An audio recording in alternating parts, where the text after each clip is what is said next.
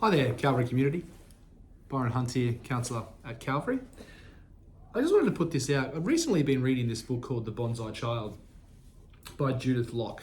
And it basically describes where we find ourselves in today's parenting, that we seem to be actually overparenting. I thought to myself, what the heck does that actually mean, overparenting? Can't I just love my kids unbelievably and give them everything that I may never had as a child, and everything will be hunky-dory?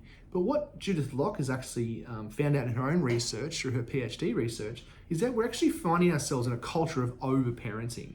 So that basically means that we seem to navigate all things for our children. And you may have heard things about like bulldozer parenting, helicopter parenting, all these different types of parenting.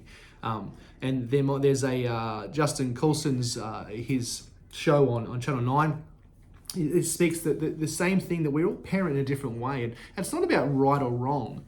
But Judith Locke actually talks really interestingly about this in her book, that we seem to be overly involved. We've lost the ability to let our kids be kids. We've lost the ability to let our kids actually go out and discover things for themselves. We seem to really navigate everything for them. And what we're actually doing is a disservice.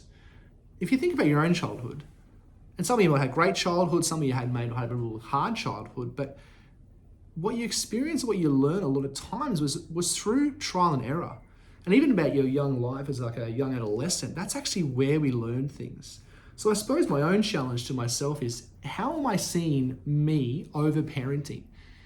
Am I taking opportunities away from my kids to possibly do chores that may help them, or actually show them how to assist the family by doing simple things? My 6-year-old, like, what can he do? Taking the bins in, letting him go and play with his friends on the street without me watching.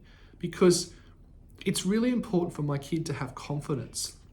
It's important for my kids to have self-esteem, but the only way they learn that is actually through me stepping back and them experiencing that within a limit and a boundary of trial and error.